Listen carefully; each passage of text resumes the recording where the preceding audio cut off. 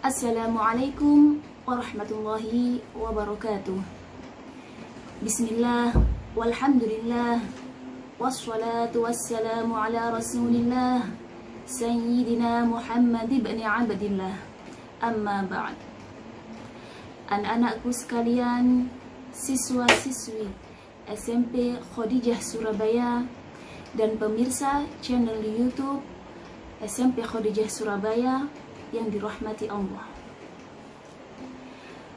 Pada kesempatan kali ini kita akan belajar bersama mengkaji kitab Ta'limul Muta'allim yang dikarang oleh Syekh Az-Zarnuji, melanjutkan materi sebelumnya. Materi pada hari ini yakni halaman 118 baris kedua. Bismillahirrahmanirrahim. Ila hadratin Nabiil Mustafa Sayyidina Rasulullah sallallahu alaihi wasallam wa khususan ila musannifi hadzal kitab wa walidayna wa masyayikhina wa masyayikhi masyayikhina wa asatidina wa auladina wa talamidina wa dhurriyyatina ila akhir dhurriyyatina yaumil qiyamah. Al-Fatihah. A'udzu billahi minasy syaithanir rajim. Bismillahirrahmanirrahim. Alhamdulillahi rabbil alamin. Arrahmanir rahim. Maliki yaumiddin. Iyyaka na'budu wa iyyaka nasta'in. Ihdinas shiratal mustaqim. Shiratal ladzina an'amta 'alaihim ghairil maghdubi 'alaihim waladdallin. Amin. Allahumma rzuqna fahman nabiyyin wa hifdzal mursalin wa ilhamal malaikatil muqarrabin birahmatika ya arhamar rahimin. Qala al-musannif rahimahullahu ta'ala wa nafa'ana bihi wa bi'ulumihi fid dharain amin. Bismillahirrahmanirrahim. Wa hukiya landeng ceritaake apa annal imam asy-syaikh al-jalila setuhuni imam asy-syaikh al-jalil rupani Muhammad ibn al-Fadli rahimahullahu ta'ala amin.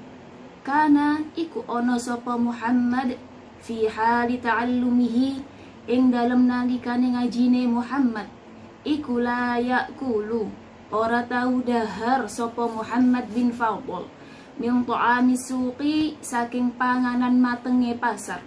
Wa kana lan ono sapa abuhu bapake Muhammad iku yaskunu manggon sapa abuhu firrustaqi ing dalem kampung. Wa yuhayyi ulan nyediaake sapa abuhu ta'amahu ing panganane Muhammad bin Fadl. Wa yadkhulu lan mlebu sapa abuhu ilaihi maring panggonane Muhammad bin Fadl. Yaumal jumu'ati ing dalem dina Jumat. Faro'a mongko pirsa sapa abuhu fi baiti ibnihi ing dalem omahe putrane abihi khubza suqi ing roti pasar. Yauman ing dalem suwiji dina. Falam yukallimhu mongko ora kersa ngendika sapa abuhu ing Muhammad bin Fadl sakhitan hale bendu alaihi ing atase Muhammad bin Fadl.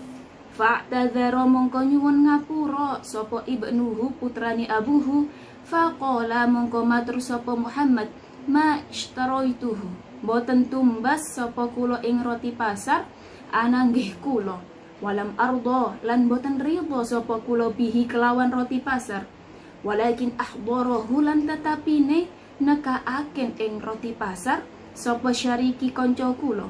Faqala mongko ngendika sapa abuhu bapake Muhammad lau kunta lamun ana sapa sira iku tahta ngati-ngati sapa sira wa tatawarra'u lan wirai sapa sira lam yajtari mongko ora wani sapa syariku ka kanca sira bidzalika kalawan mengkono-mengkono nekaake roti pasar.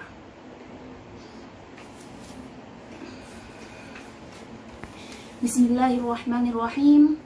Dalam pembahasan kali ini kita masih belajar tentang faslun fil wara'i fi hali ta'allumi, yakni pasal tentang bersikap wara' dalam menuntut ilmu. Asy-Syaikh Az-Zarnuji dalam kitab Ta'limul Muta'allim ini telah memaparkan beberapa contoh dari sikap wara' yang sebaiknya diteladani oleh para santri, para pelajar, di mana sikap-sikap tersebut juga telah diamalkan oleh para ulama terdahulu. Di antara sikap wira'i yang dicontohkan oleh Asy-Syaikh Az-Zarnuji dalam kitab Ta'limul Muta'allim ini, yakni la ya'kulu min ta'amis suq, yakni tidak makan makanan pasar. Sebagaimana yang telah diceritakan dalam kitab ini, yakni kisah seorang ulama yang bernama Asy-Syaikh Muhammad bin Fadl, di mana semasa Asy-Syaikh Muhammad bin Fadl ini dalam masa belajar, beliau tidak pernah makan makanan pasar. Hingga pada suatu ketika Asy-Syaikh Muhammad bin Fadl ini masih muda dan saat itu masih tinggal di pesantren, ayahnya yang dari desa ingin mengunjunginya dengan membawakan beberapa makanan yang diolah dan dimasak sendiri di rumahnya. Kemudian sesampainya ayahnya di tempat belajarnya Muhammad bin Fadl, ayahnya menemukan sepotong roti di mana roti tersebut diyakini bahwasanya roti itu didapatkan dari pasar. Sehingga ayah dari Syekh Muhammad bin Fadl pun marah. Seketika Syekh Muhammad bin Fadl yang saat itu masih muda meminta maaf kepada ayahnya dan menjelaskan bahwasanya roti pasar tersebut bukanlah ia yang membeli, akan tetapi ia diberi oleh temannya. Kemudian ayahnya pun menjawab, "Wahai putraku, sesungguhnya seandainya engkau benar-benar bersikap wira'i, engkau benar-benar menjaga diri dari makan makanan pasar, maka temanmu pun akan mengetahuinya dan temanmu tidak akan mengirimimu, tidak akan memberimu makanan pasar yang seperti itu." Dalam hal ini bukan berarti makanan pasar itu adalah makanan yang haram. Bukan seperti itu. Namun Asy-Syaikh Az-Zarnuji dalam kitabnya ini menjelaskan bahwasanya ta'amus suq aqrabu ilan najasah wal khabathah, bahwasanya makanan pasar itu lebih dekat kepada perkara najis dan hal-hal yang kotor. Walaupun tidak semuanya demikian, namun hendaknya kita berhati-hati untuk memilih makanan, minuman yang akan masuk ke dalam tubuh kita. Karena tubuh inilah yang akan kita gunakan untuk beribadah, untuk menghadap kepada Allah Subhanahu wa Ta'ala, untuk beramal sholih dan untuk bekerja. Oleh karena itu, anak-anakku sekalian, marilah kita berhati-hati untuk menjaga diri dengan menjaga makanan dan minuman yang akan masuk dalam tubuh kita. Allah Subhanahu wa Ta'ala berfirman dalam surat Al-Baqarah ayat 168. Bismillahirrahmanirrahim. Ya ayyuhan nasu kulu mimma fil ardi halalan thayyiban wa la tattabi'u khutuwatis syaitan innahu lakum aduwwum mubin. Shadaqallahul azim.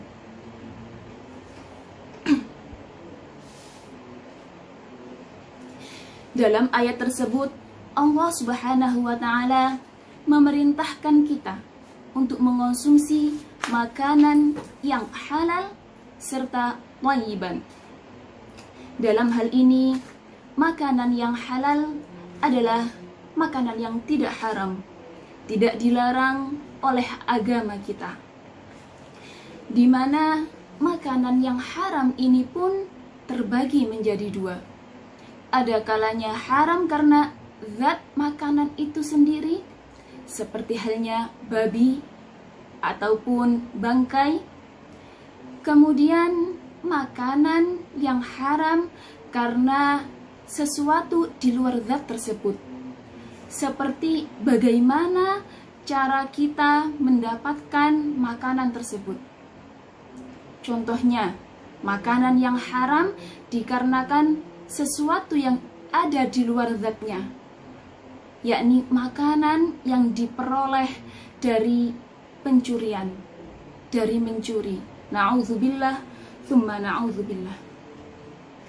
Kemudian syarat makanan yang harusnya kita konsumsi, syaratnya yang kedua yakni thayyiban. Thayyiban itu artinya baik. Baik di sini itu bisa jadi sehat, bergizi, dan cocok untuk tubuh kita. Makanan yang halal dan baik untuk si A tidak selalu baik pula untuk si B. Seperti halnya gorengan, es, itu adalah makanan yang halal. Akan tetapi apakah baik? Apabila seseorang itu sakit flu, sakit batuk, maka makanan yang seperti itu juga tidak baik untuk dia. Apabila ada seseorang yang kolesterol, apakah baik terlalu banyak makan durian? Tidak juga. Oleh karena itu, wahai manusia, makanlah makanan yang halal dan juga baik.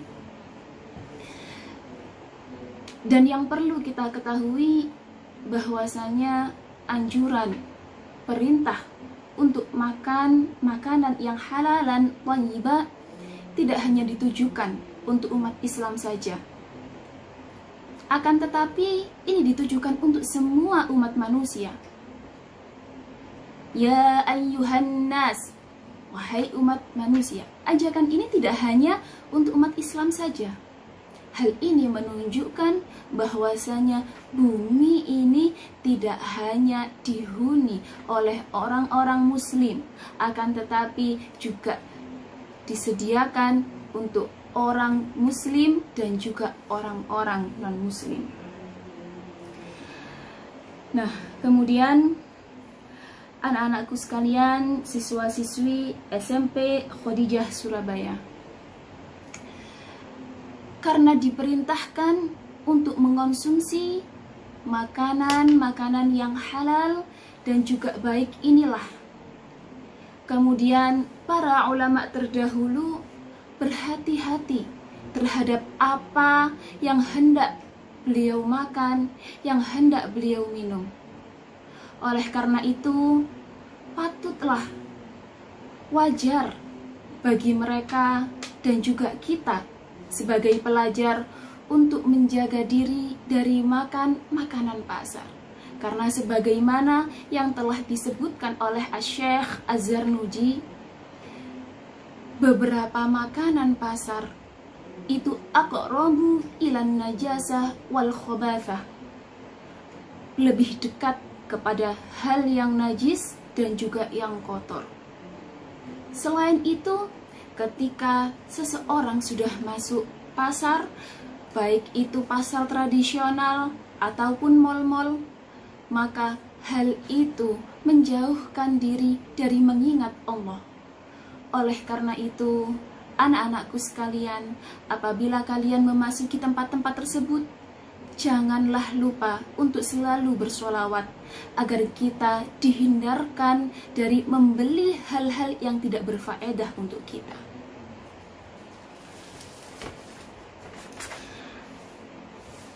Wahakadha kanu yatawarra'un falidzalika wuffiqu lil ilmi wan nashri hatta baqiya ismuhum ila yaumil qiyamah. Nah, kemudian gaya hidup para ulama yang seperti itu, menjaga diri dari hal-hal yang masih belum jelas, yang masih syubhat atau wira'i. Telah dijelaskan bahwasanya wira'i adalah menjaga diri dari hal-hal yang syubhat, menjaga diri dari hal-hal yang masih samar antara halal dan haramnya. Dikarenakan kewira'ian para ulama tersebut, pada akhirnya itu menyebabkan mereka mampu menguasai berbagai ilmu dan juga diberi kesempatan untuk menyebarkan ilmu kemana-mana ila yaumil qiyamah. Bahkan nama-nama mereka pun benar-benar mulia hingga zaman sekarang ila yaumil qiyamah. Sebagaimana pengarang kitab Ta'limul Muta'allim ini, Asy-Syaikh Az-Zarnuji, di mana kitabnya telah sampai kepada kita dan semoga juga sampai kepada anak turun kita. Dan mungkin anak-anak juga belajar Aqidatul Awam di sekolah SMP Khadijah Surabaya. Aqidatul Awam ini adalah kitab karangan Asy-Syaikh Marzuki, Asy-Syaikh Sayyid Marzuki.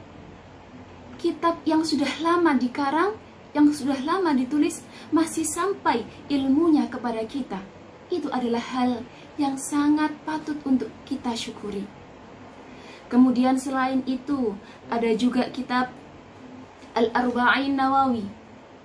Kitab Arba'in Nawawi ini adalah kitab yang dikarang oleh Imam Nawawi, di mana dari kitab yang kelihatannya tipis, yang kelihatannya sederhana itu, namun sebenarnya di dalamnya banyak sekali pelajaran yang kita dapatkan. Sampai-sampai banyak sekali ulama yang menjadikan kitab tersebut menjadi rujukan dalam penulisan kitab-kitab yang lainnya. Bahkan sampai puluhan kitab yang menjelaskan kitab Arba'in Nawawi. Hal itu juga dilatar belakangi oleh kewira'ian dari sang penulis, yakni Imam Nawawi.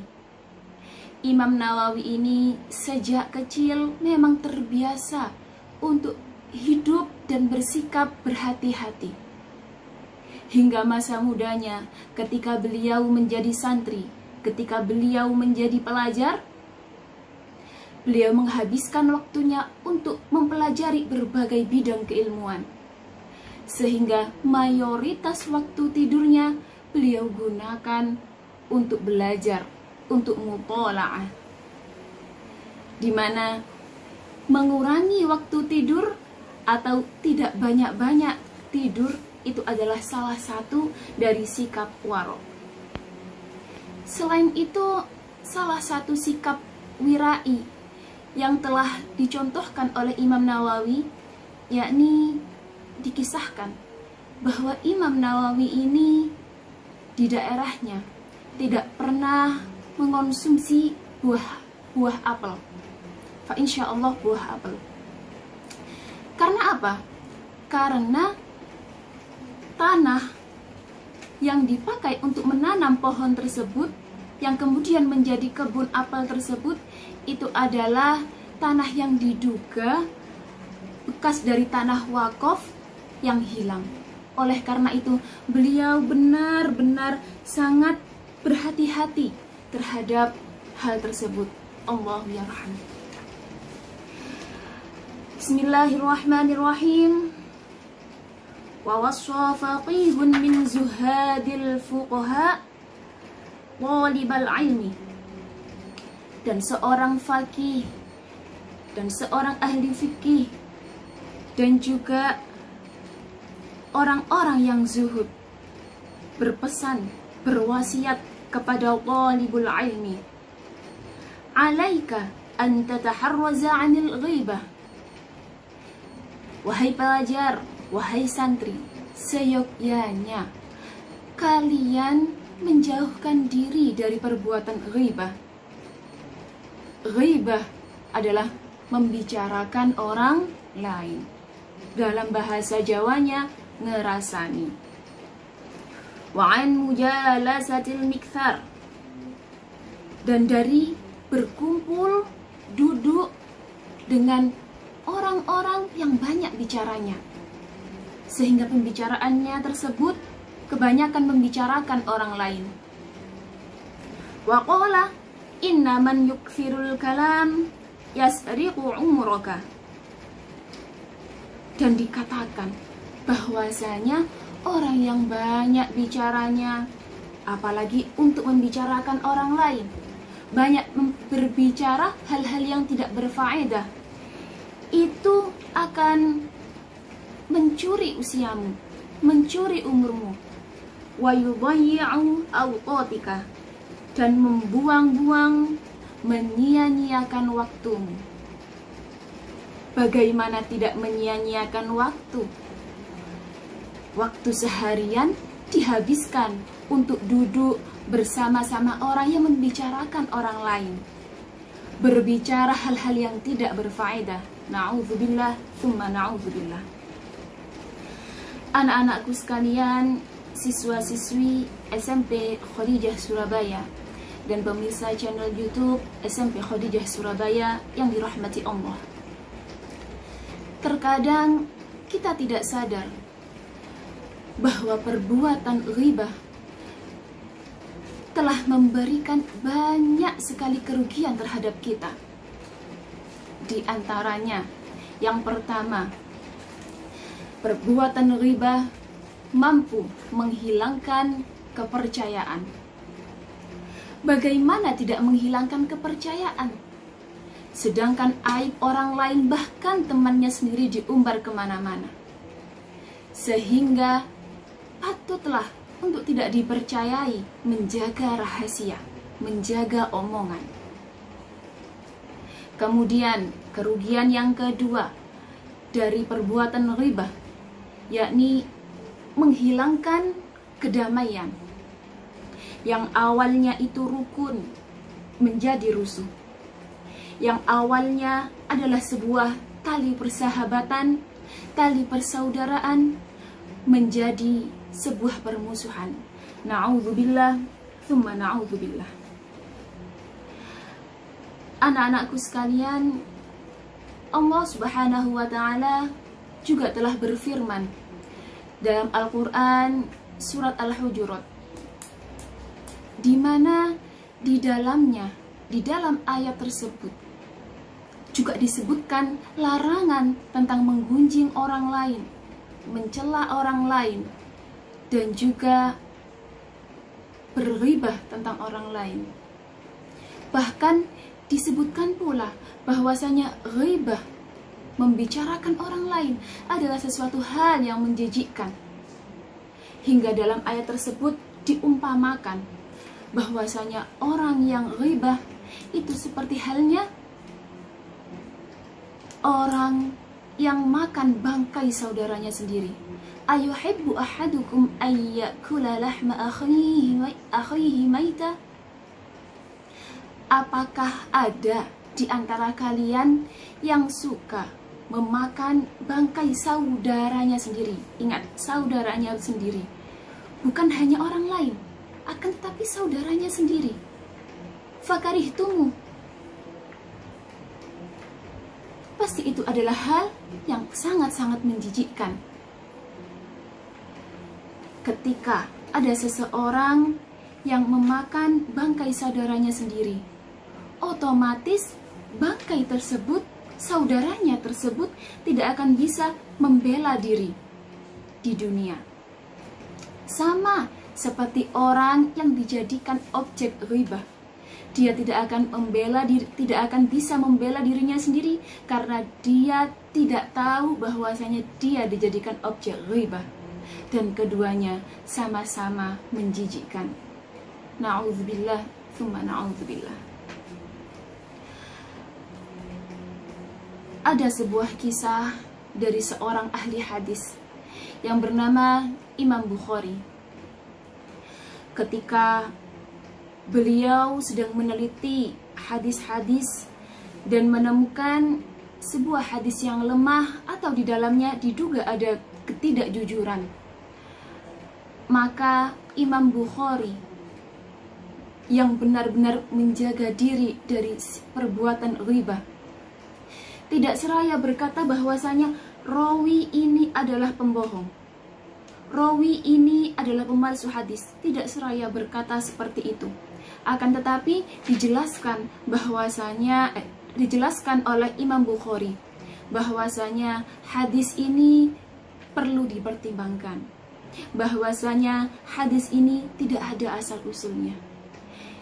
Karena Imam Bukhari sendiri pun pernah berdoa, pernah berharap, saya berharap semoga saya tidak dihisab karena dosa dari perbuatan ghibah. Kemudian perbuatan dari Imam Bukhari ini dinilai oleh ulama-ulama lain, salah satunya yakni Az-Zahabi, bahwasanya ini adalah wujud dari perbuatan wara' yang sangat mulia, yakni menjauhkan diri dari perbuatan ghibah. Kemudian selanjutnya anak-anakku sekalian, di antara sikap wirai, sikap wara' yang dicontohkan oleh Asy-Syaikh Az-Zarnuji, yakni wa minal wara'i ay yajtaniba min ahlil fasad wal ma'asi wat ta'til. Di antara sikap wara' bagi penuntut ilmu, yakni seharusnya ia menghindarkan diri dari orang-orang yang suka berbuat maksiat, yang suka berbuat kerusakan dan suka menganggur. Fa innal mujawarata mu'athiratun la mahalata. Karena bergaul dengan orang-orang yang demikian, bergaul dengan orang-orang yang menganggur, yang banyak maksiatnya, yang banyak berbuat kerusakan, dikhawatirkan akan mempengaruhi diri kita. Anak-anakku sekalian, siswa-siswi SMP Khadijah Surabaya, pintar-pintarlah dalam bergaul. Apabila ada teman yang baik, maka bergaullah dengannya. Apabila ada teman yang sepertinya itu buruk dan kalian tahu keburukannya, maka ajaklah dia untuk melakukan hal-hal yang benar. Ajaklah dia untuk meninggalkan kemaksiatannya. Namun apabila kita sudah tidak mampu mengajaknya, kita sudah melakukan amar ma'ruf nahi mungkar, namun ternyata teman kita masih tidak bisa untuk diajak meninggalkan kemaksiatannya, maka alangkah baiknya agar kita menghindarkan diri darinya, karena dikhawatirkan kita malah terjerumus ke dalamnya. Na'udzubillah, tsumma na'udzubillah. Kemudian di dalam hadis diumpamakan bahwasanya teman yang baik dan juga teman yang buruk itu diumpamakan seperti penjual parfum, penjual minyak wangi, dan seorang pandai besi. Penjual minyak wangi, apabila kita mendekatinya, fa insyaallah kita akan mendapatkan baunya yang harum. Itu perumpamaan teman yang baik. Sedangkan seorang pandai besi, apabila kita mendekatinya, maka khawatirnya kita akan mendapatkan bau asapnya. Bahkan bisa jadi kita akan mendapatkan percikan-percikan apinya. Oleh karena itu, hendaklah kita pintar-pintar dalam bergaul, Bukan berarti orang-orang yang berbuat maksiat kita benci. Tidak. Akan tetapi, apabila ia tidak bisa kita ajak dalam kebaikan, tidak bisa kita ajak untuk meninggalkan kemaksiatannya, maka cukuplah kita hindari agar kita tidak terjerumus ke dalam kemaksiatan tersebut tanpa membenci orang tersebut. Kemudian sikap wira'i selanjutnya, wa ayyajlisa mustaqbilal qiblah. Dan hendaknya seorang pelajar, seorang santri itu duduk menghadap kiblat saat ia belajar. Apabila ia mampu untuk melakukannya, hendaknya ia lakukan. Karena apa? Wa yakuna mustannan bisunnatin Nabi sallallahu alaihi wasallam. Karena hal itu adalah salah satu dari sunnah Rasulullah sallallahu alaihi wasallam. Apabila kita terbiasa untuk melaksanakan kesunnahan, untuk melaksanakan sunnah Rasulullah sallallahu alaihi wasallam dan mencintai melakukannya, maka insya Allah kita pun akan dimudahkan untuk menjalankan kefarduan yang lainnya. Dan juga sebaliknya, apabila kita meremehkan Allah karena ini adalah hal yang sunnah, karena hal ini adalah tidak wajib, maka ditinggalkan, diremehkan, maka hal itu bisa berimbas kita akan kesulitan untuk melaksanakan hal-hal yang fardu. Na'udzubillah. Bahkan lebih parahnya, karena kita meremehkan hal-hal yang sunnah, kita tidak hanya dipersulit dalam hal-hal yang wajib, akan tetapi dikhawatirkan kita akan diremehkan pula, disulitkan pula oleh Allah Subhanahu wa Ta'ala dalam hal yang lainnya. Na'udzubillah, tsumma na'udzubillah.